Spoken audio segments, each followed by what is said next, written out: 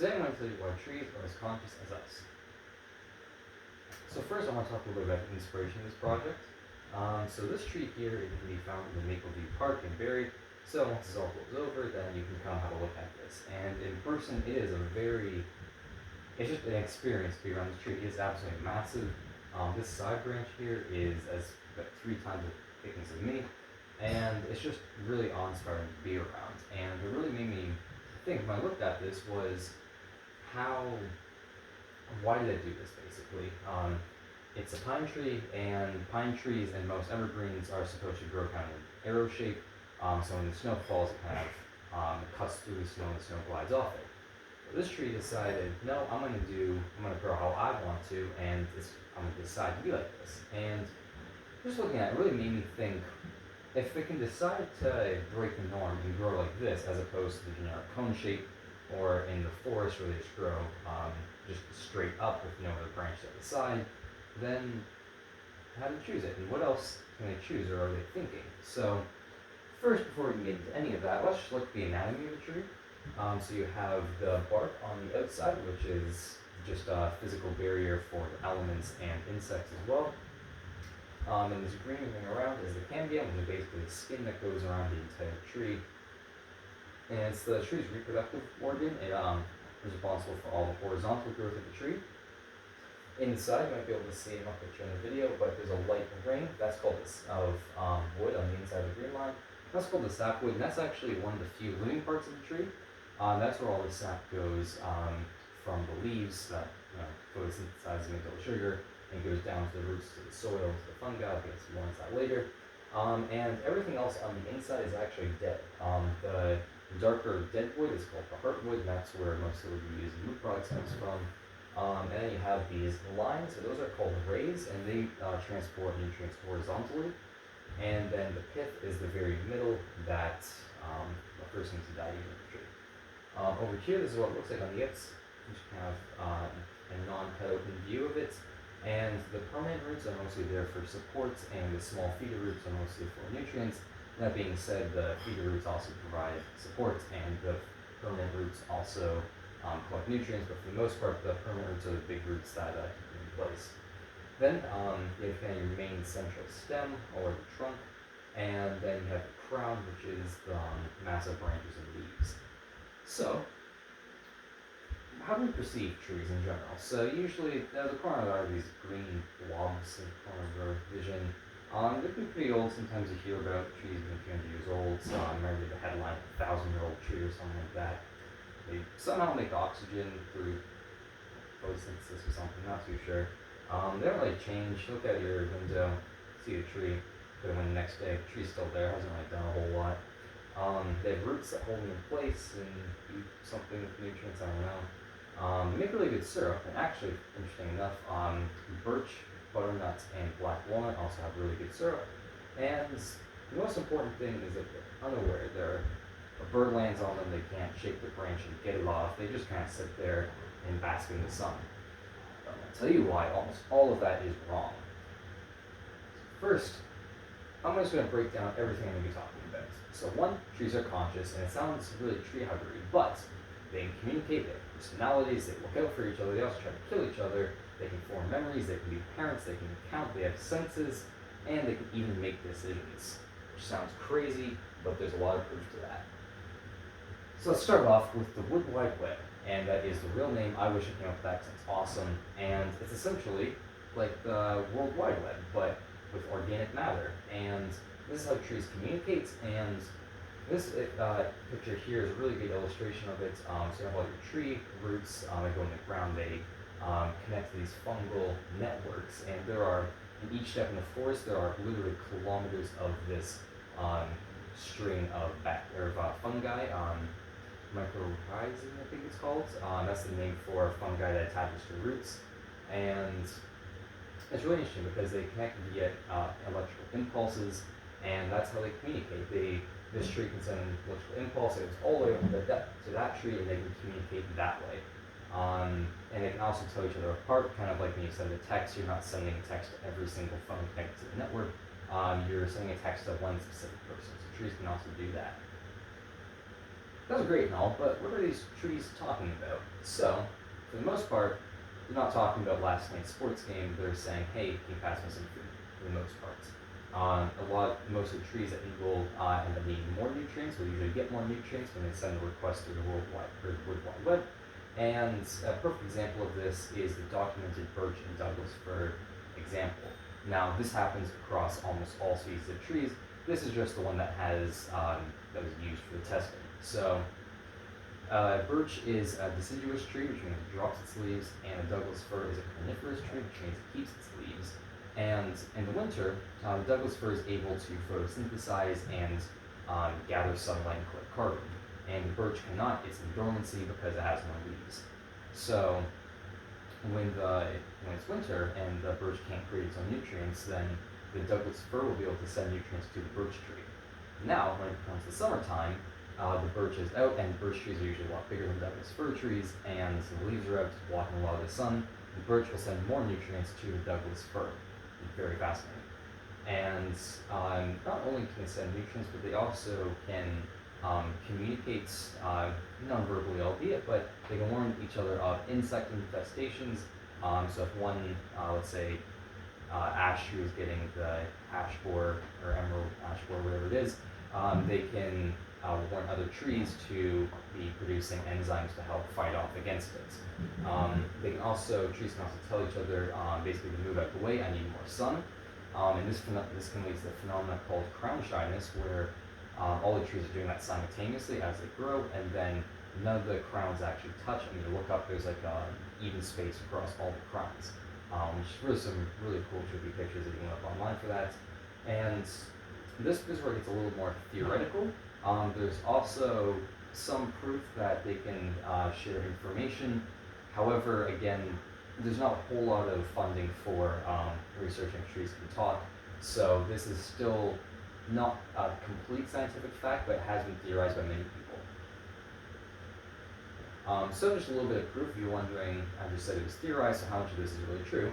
This stump proves this theory perfectly. So this is a stump that's a couple hundred years old, and it should be dead. But when they peel back the bark, there was green living matter inside of it, which means that somehow, without leaves to gather nutrients, it's living. It's still producing cells, and the cells are still living. So how? Well, this is where the Wood Wide Web comes to the rescue and is able to supply this stump nutrients. It still connects to the Wood Wide Web, and therefore still able for food. So, this is a very important part of the Wood Wide Web, are called hub trees.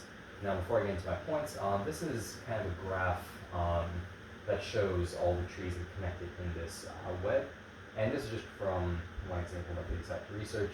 And these green dots, those are hub trees, or commonly referred to as mother trees. And the reason why is they're connected to almost every single younger tree. And if you're wondering how they got this map, so I was saying that there's so many kilometers of fungi in between each step. So they didn't follow the string of each and every one. What they did was they sent radioactive isotopes that they could basically track to see how each of the trees were connected. And this is the image that comes up. And as you can see, these big trees are connected to so many younger trees, and they are basically what allow younger trees to survive, because you have all these big, larger trees taking up a lot of the sunlight. It's hard for these little guys at the bottom to get enough sun to grow. So they're able to supply these trees with nutrients and help them grow and become older trees. They can also recognize their offspring. They'll generally favor their offspring as opposed to other trees. That being said, they can also send nutrients to other trees, but they just prefer to kind of keep their family heritage going. They also pass on the torch when they're dying, so when they know that that they're kind of getting to the end of the line, they will dump all the nutrients into the Wood Wide Web, generally to have another mother tree, so then they can be passing on nutrients, but then everyone just gets more because where they're going, they can't take it with them. So now we can talk about tree personalities. We talked a little bit about how they're all connected, but trees can also be independent beings as well. So they can be friends. It's commonly seen where there's two trees growing very close to each other, and you cut one down, the other will die, so they're very interdependent of each other, kind of like a couple.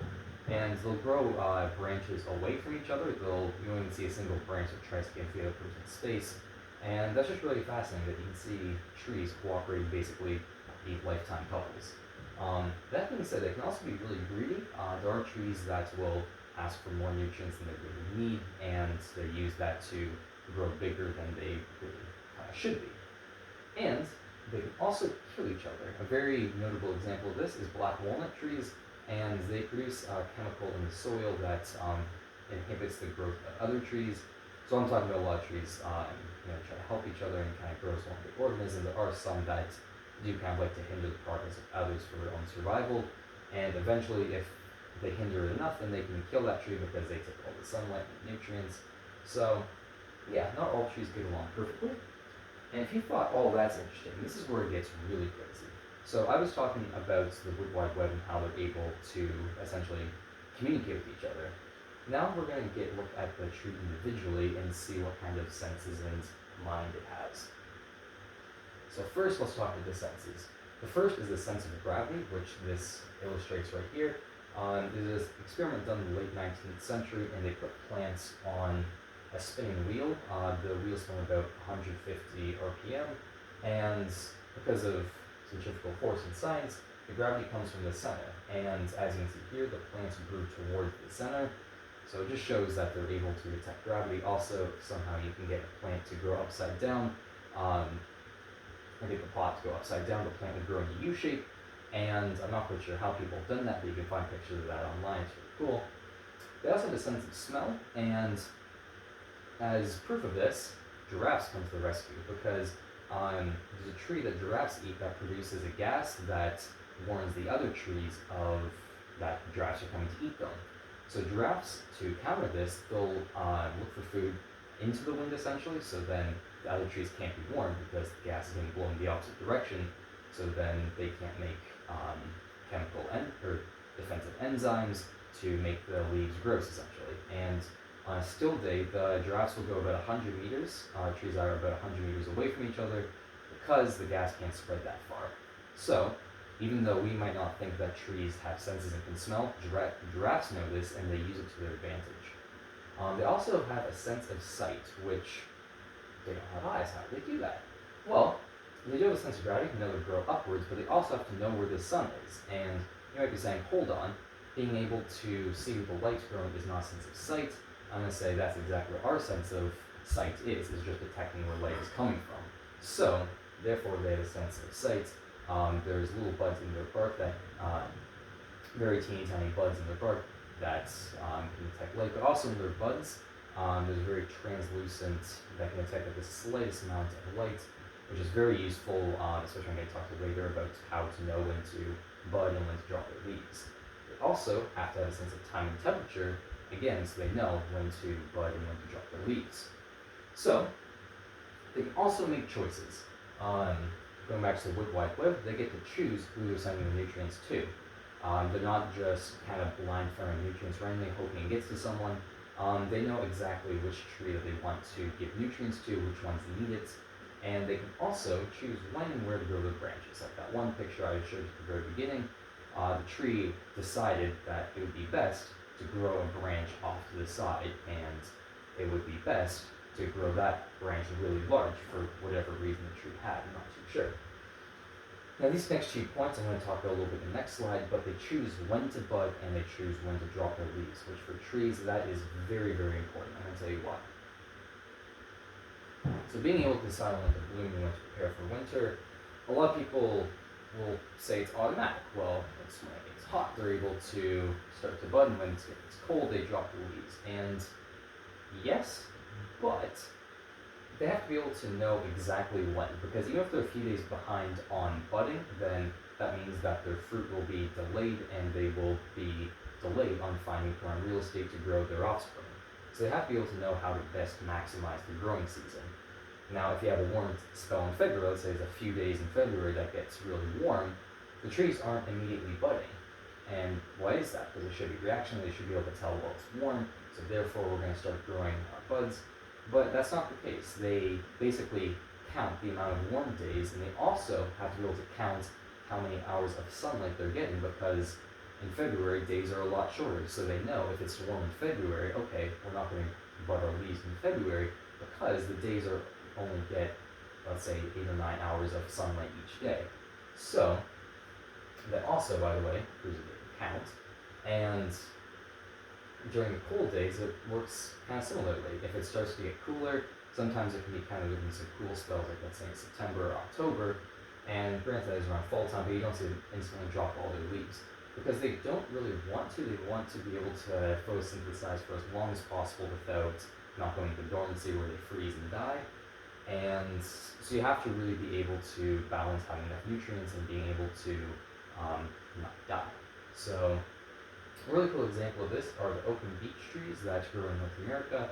When they're placed in New Zealand, they adapt to the climate perfectly. They're still able to kind of tell when spring is coming and when fall is coming.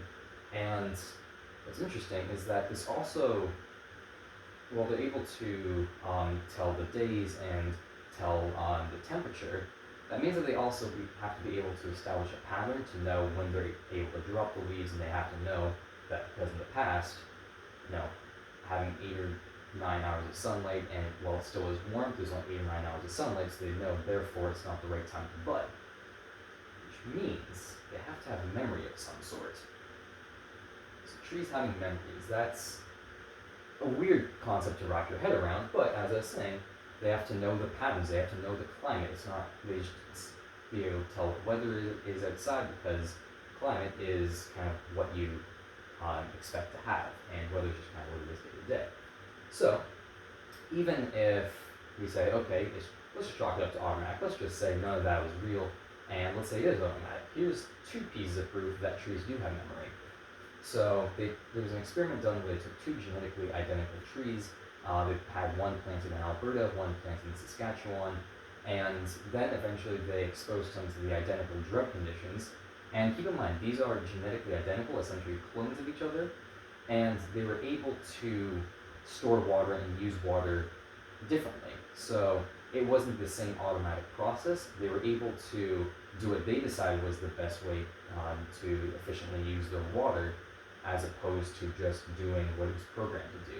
So based on their past experiences, they're able to tell how they should basically react and how they should move ahead with how they're going to store their water, which is crazy because, again, they're clones of each other. They theoretically should do the exact same thing, but that proves that they're able to use past experiences, like we do, to dictate how they're going to act in the future. Another experiment, if that's not enough for you, was done with mimosa trees, and a mimosa tree is, they're known for when you touch their leaf, they fold up. And what was done was they took about 60 trees and they dropped them 100 times, not full-on trees, just little plants, but they still have the leaves, and they dropped them 100 times, and first couple of times, every single plant folded up because it thought there was something trying to kill it, or trying to eat it, so it folded up. And did that a couple of times, it kept folding up, but eventually they all stopped, and when they'd be dropped, they'd be completely unaffected. Now, the immediate counter-argument to that is, okay, well, they just ran out of energy because plants, unlike humans, where I can just move my arms however I have enough energy to do that, it takes a lot of energy relative to a plant to close up. So they said, okay, well, there's not enough energy. But after they did that, like immediately after they dropped the plants, they spun the plants like that, and the leaves closed up. So it wasn't a matter of not having enough energy to do so.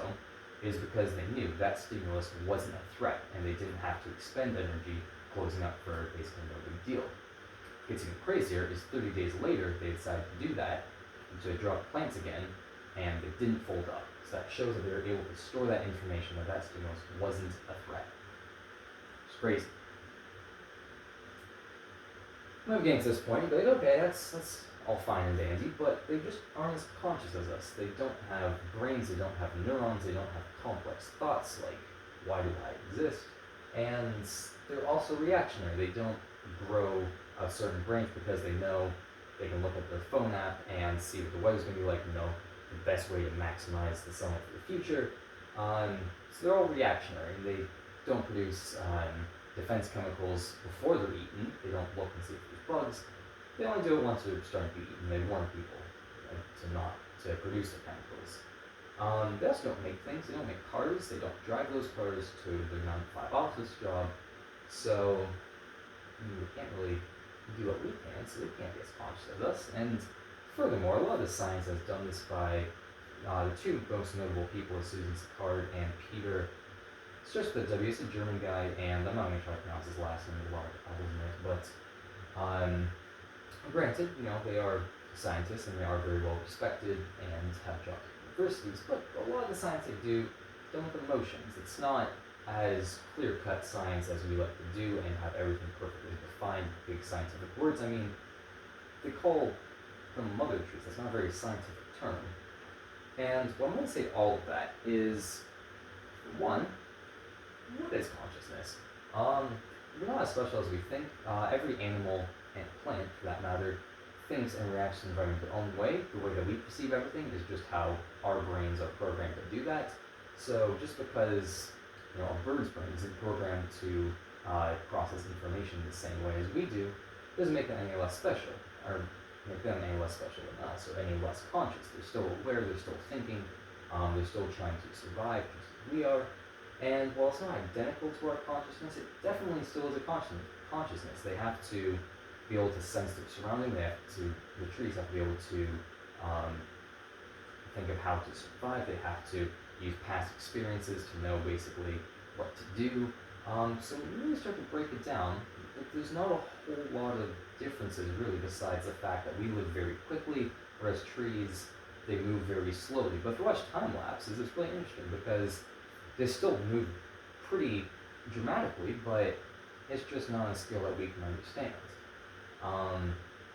And so just for that last point to really kind of combat that tree hugger science is because we're one of the very few cultures that actually don't believe that the trees communicate with each other and that the forest is one big organism and everything's connected. We're slowly, albeit, starting to transfer that more with more research being done towards like how we're looking at the forest, but yeah, we think of trees mostly as robotic things that give us oxygen and wood, and that just simply isn't the case. And a lot of these people that do it are very passionate, that study this, are very passionate about nature, and they're finding with this research, it's really reinforcing what a lot of indigenous tribes have been saying for thousands of years. And granted, it's not as scientifically written out, but a lot of these people still go through the scientific processes, like to be able to map the wood wide web. They still went through the scientific processes to determine their conclusion, but they just basically broke it down into bite-sized pieces for us to be able to understand and really empathize with. So, what do we do with all this information? There is a lot, and you might think, okay, sure, trees are conscious, I'll give you that much, but so what? So, easiest thing you can do, and you can practice this every single day, because I'm sure you see a tree every single day, is appreciate the trees in the forest more. Think of them as opposed to just a tall thing that's in the way, as a living entity that is thinking and trying to survive, and image as the forest as see the forest for the trees, basically. See them as an interconnected, basically, giant organism that helps support all life on the planet. Another thing we can do is empathize with the plight of trees. For a perfect example is the butternut tree. And you might have not even heard of a butternut tree before I even said that name. And what you might not know is that we're also living in one of the biggest pandemics and one of the biggest global killings of recent history. And you might think I'm talking about COVID, but no, I am talking about a fungi that is killing 80% of all butternut trees. And there are estimates that put it at around 4 billion trees have died or are going to die because of this fungi, which is enough wood. If you laid every single tree that just like end to end, that could get us to the sun with a couple extra million kilometers of tree to go. So you think about it, you haven't even heard of that tree. Maybe you have, but you definitely might not have known that there's been that much death and devastation going on. And we just don't think about it. WWF, what are you doing? Why aren't we learning about that? Food for thought. Another thing is that we should realize that we're not above nature, and that as opposed that we should be closing that human nature gap because we kind of are part of it. We're not exactly this higher being above nature. We are within. And I think we really have to start to change that mentality, especially with, lots of climate problems coming up, I think realizing that we are part of the world and not a separate entity that's better and entitled, I think that's going to be a very important shift of mindset to be able to combat this problem. Another big thing is preventing the clear cutting of trees, because when you do, you just completely wipe out entire sections of the forest, and for one, that kills a lot of other trees that help the growth, the future growth of the forest. It undiversifies, if that's a word, makes the soil less diverse. It kills a lot of that fungi that is important to connect trees to each other, and it also erodes the soil, which makes it harder for things to grow back later. And when they do, they usually do monoculture replanting, which is where they plant one of the same trees very systematically. If you go to city forests, a lot of them do that. There's like very evenly spaced trees, and they're all the exact same. And that's just not good for the biodiversity. It makes things very boring, essentially, and that's just not how nature works. It doesn't work as systematically as we like to make things. Another thing you can do is support more pro-climate politicians. Now, a lot of politicians are moving towards more greener initiatives, but it can never hurt to try to be the most green that you can be. And if you really want, you can plant a tree. You can basically be a life giver. You can help support that soil bacteria. You can help give more oxygen to our planet. You can basically enable another living, thinking entity to survive. So, that is the end of my presentation. Here is all of my sources. I didn't make anything I said up. And if you're really interested, there's lots of really cool TED Talks. Susan Sicard, which is a British Columbian scientist, was the first one to discover a lot of this with the Wood Wide Web. And I wish I could say his name. It's Peter. It starts with a W. He has a really fascinating book that I have yet to read. But I got a lot of information from online blurbs of that. So, lots of different TED Talks, lots of fascinating videos on YouTube if you're not much of a reader. And yeah, hopefully I helped convince you to look at trees as more living things as opposed to organic robots that just make wood and oxygen. And it has been really interesting for me. I've really looked at trees a lot differently and have been looking through the irony of my hopeful career path to be able to go for more sustainable harvesting methods for wood, and also just more forest protection in general. So, thanks for watching, and yeah.